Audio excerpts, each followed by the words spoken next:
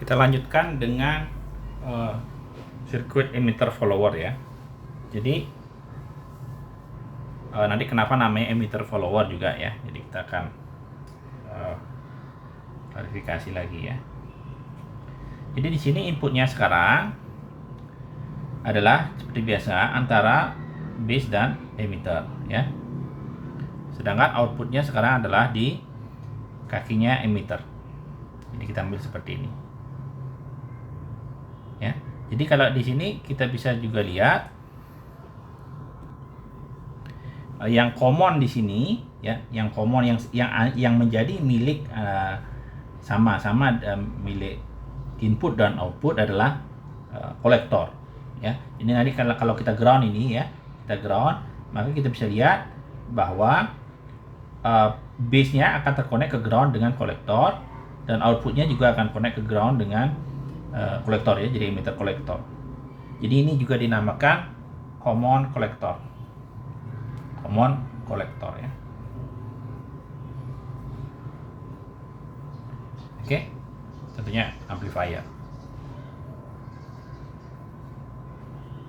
Nah, analisa yang dilakukan itu sama dengan analisa yang lain ya. Tentunya pertama kita lakukan analisa DC ya. Kalau kamu melakukan analisa DC, kamu putus yang isi kapasitor ya. Ini diputus, ini juga diputus, sehingga kamu dapat sirkuit DC-nya ya.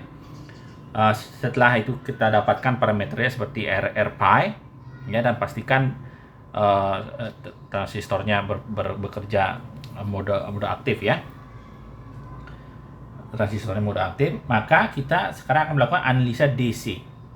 AC ya, analisa AC. Nah, kalau analisa AC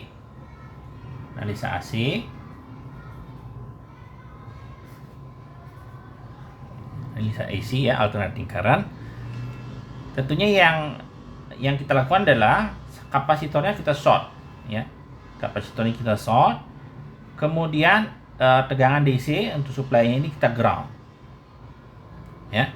Dan nanti hukum arus pada transistor juga tetap berlaku. Ya. Jadi kita bisa gambar sekarang di sini tetap sama VS ya. Ini RS kita.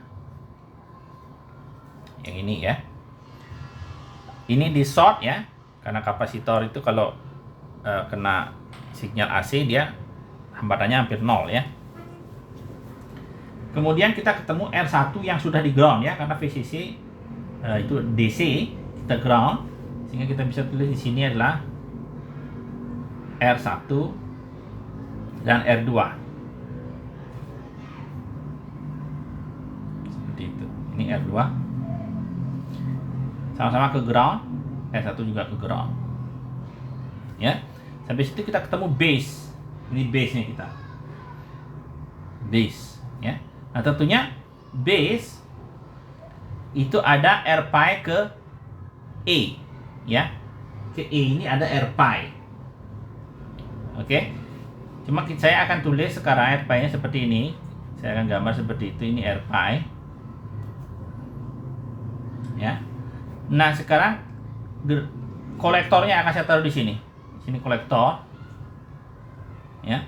Kalau dari kolektor ke base ya, di pertigaan ini dia ada sumber arus dependent ya. Ingat itu ya. Jadi saya gambar agak kebalik sedikit. Sekarang di sini ini beta IB. Seperti itu. Ya. Jadi ini RPi, di sini kolektor kita ya.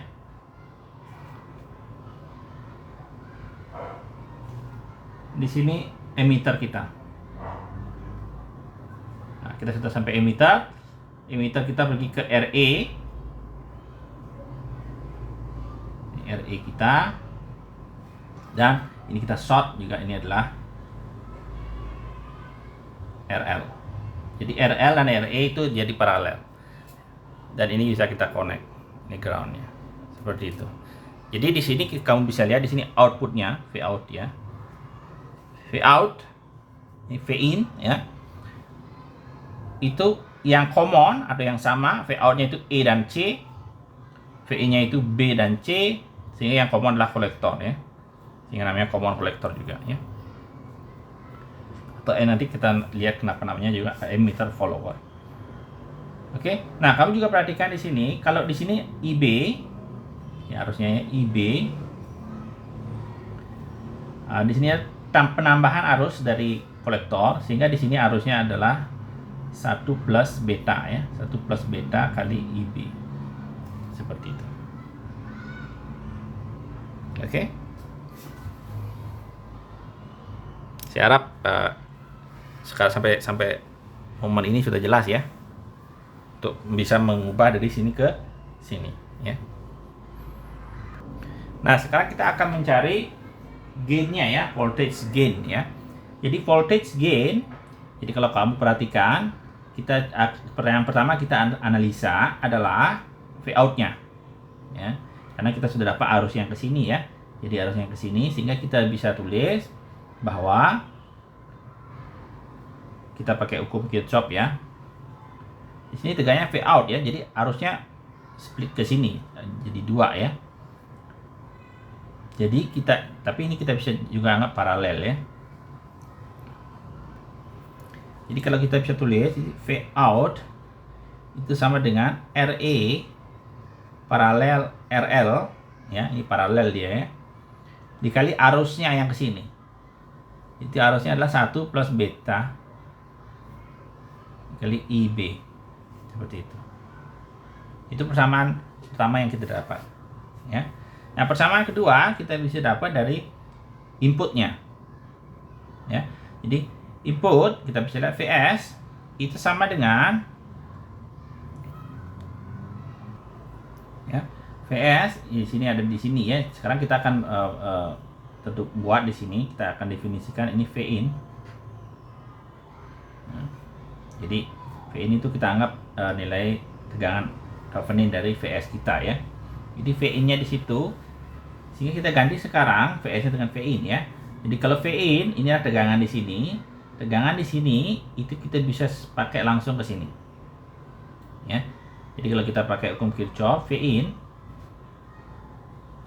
itu sama dengan IB dikali R pi yang di sini ya, tegangan jatuh di sini, ditambah V0. Oke, jadi ini V0-nya. Sehingga kita dapat Vin itu sama dengan IB kali R pi, kita tinggal masukkan yang itu ya, ditambah RE paralel LL 1 plus beta kali IB. Sehingga dari sini kita dapat IB itu sama dengan Vin bagi ya, saya dorong sedikit, IB sama Vin dibagi semua ini ya. Jadi ini R pi ditambah 1 plus beta dikali RE paralel dengan RL, seperti itu ya. Jadi kita nggak pakai lagi Vs ya, tapi kita pakai di sini Vin ya. Jadi kalau di gambar yang tadi berarti Vin ada di sini. Ini Vin ya, ini Vin seperti itu di antara sini dan sini. Oke, seperti itu. Nah, sekarang dari sini kita akan dapat Vout per Vin ya. Jadi Vout-nya kita sudah tahu yang tadi ya. Jadi Vout per Vin. Jadi Vout-nya itu ini ya, Vin-nya itu ini. Jadi kita dapat nanti RE paralel RL, ternyata ada 1 plus beta ya, dibagi R pi 1 plus beta RE paralel RL, seperti itu. Jadi ini gainnya ya. Tentunya gain ini kalau inputnya dari kita hitung dari tadi itu yang kita ubah sedikit ya. Kalau inputnya kita hitung dari sini ya, bukan dari sini lagi ya. Nah, kalau kamu perhatikan sekarang ekspresi dari ini ya, ekspresi dari gainnya kita kita tahu bahwa beta itu besar ya. Bisa 100, bisa 50 ya, tergantung transistor kita. Jadi beta itu jauh lebih besar daripada 1 ya. Jadi kita bisa abaikan satunya ya. Jadi ini beta jauh lebih besar dari 1. Terus karena jauh lebih besar, nilai R pi dibandingkan dengan nilai ini, R pi jauh lebih kecil. Sehingga kita bisa abaikan ini. Ya. Jadi kalau kita abaikan ini, maka nilai V out per V in itu akan mendekati 1. Mendekati 1. Ya. Itulah kenapa sirkuit ini namanya emitter follower. Ya. Karena dia mengikuti saja. Jadi kalau V inputnya berapa ya, jadi V outputnya hampir sama. Makanya emitter, karena outputnya di emitter ya, emitter follower. Oke. Nah, analisa lain yang bisa kamu lakukan adalah menghitung berapa nilai dari input impedance ya. Input impedance itu ukurannya dari sini. Ini Z input. Dan output impedance itu dihitungin dari sini. Ini Z out. Ya, tentunya kalau menghitung yang seperti ini, voltage-nya kita short atau kita putus ya. Kita putus voltage-nya, kita putus.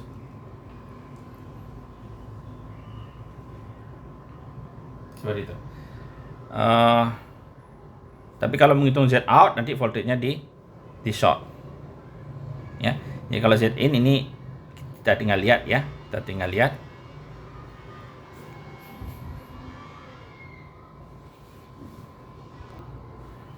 Kita tinggal lihat. Tapi Z in agak susah juga ya. Sebentar, coba analisa ya. Nah, kalau kita analisa Z in, itu kamu perhatikan Z inputnya ini ya. Ini terdiri dari R1, R2 yang paralel ya. Terus ada yang paralel juga dengan sirkuit ini. Yang ini ya. Tapi di sini sama V in ya, tegangannya di sini juga V in. Ya. Sehingga untuk mencari hambatan paralel kita sini ya, kita namakan umpamanya ZI aksen ya, ZI aksen.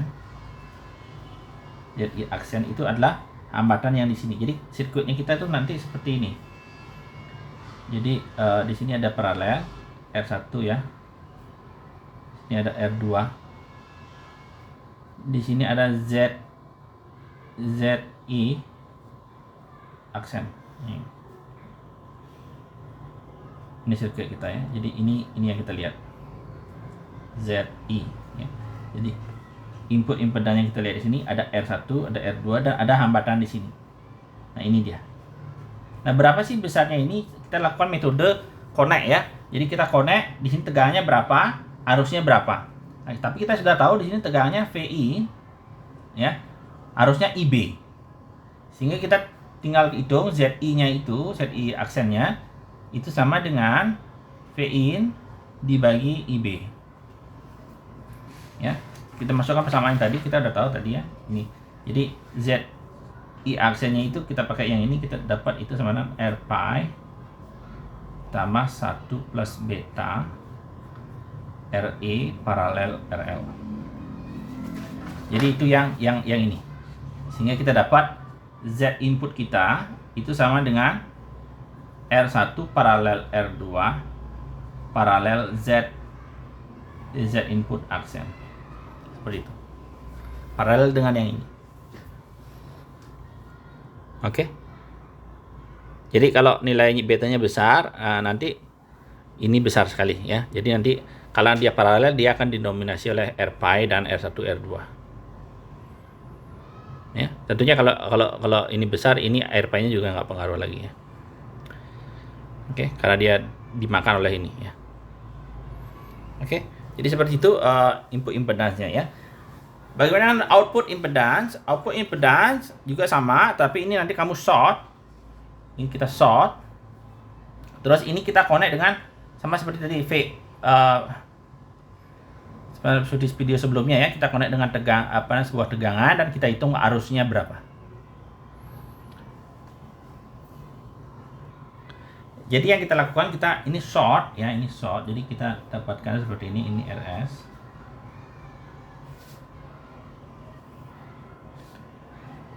Terus kita punya R1. Ini ada R2 ya. Seperti itu. Di sini ada R pi kita. Di sini ada kolektor kita ya, ini kolektor. Ini beta kali IB ya.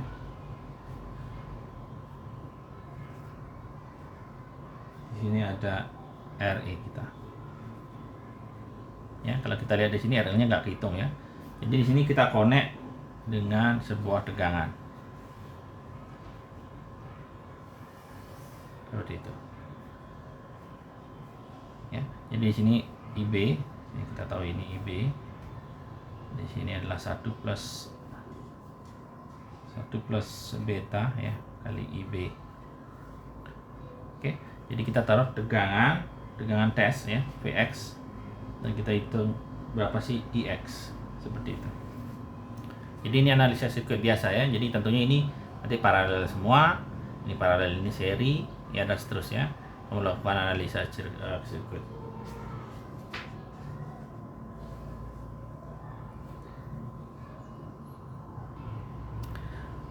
Ya, coba kita lakukan ya. Jadi perhatikan di sini Vx, berarti di sini juga Vx ya. Saya tulis ini sama ya, Vx. Tegangannya di sini juga Vx. Ya.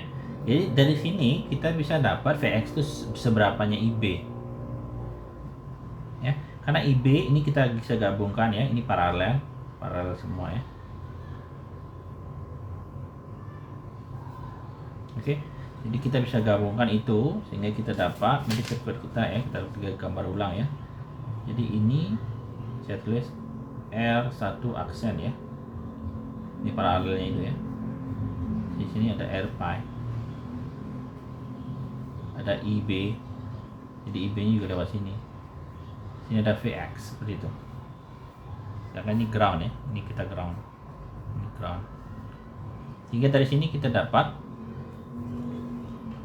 bahwa Vx itu sama dengan minus ya IB dikali R pi ditambah R1 aksen ya, dimana R1 aksen itu sama dengan R1 paralel R2 paralel RS.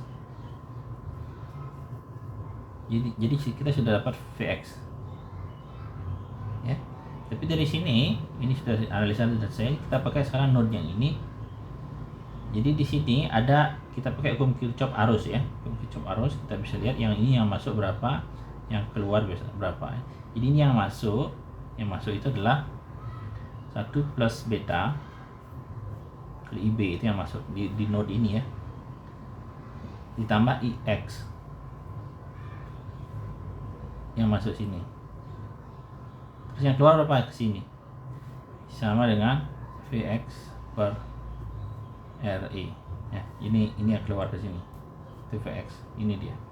Jadi yang masuk sama dengan yang keluar ya, itu hukum Kirchhoff kedua.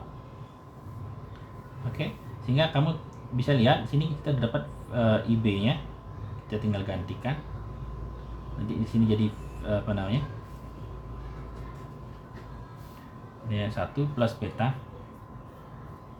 IB itu sama dengan Vx per R pi plus R1 aksen ya, ini minus ini ya, masuk ke sini ditambah IX sama dengan Vx per RE ya, sehingga ini kita bawa ke belakang, kita dapat nanti IX sama dengan Vx 1 per RE ditambah 1 plus beta R pi plus R1 aksen, seperti itu. Jadi sehingga kita dapat Z out itu sama dengan Vx per Ix itu sama dengan ini, sama dengan 1 per, saya tulis di sini ya, 1 per 1/RE plus 1 plus beta per R pi plus R1. Ya, agak ribet sedikit ya. Jadi kamu bisa lihat di sini hasilnya seperti ini. Ini Z outputnya. Oke. Itu adalah emitter follower atau common collector ya. Video berikutnya kita akan bahas yang namanya yang lagi satu apa namanya? Base ya.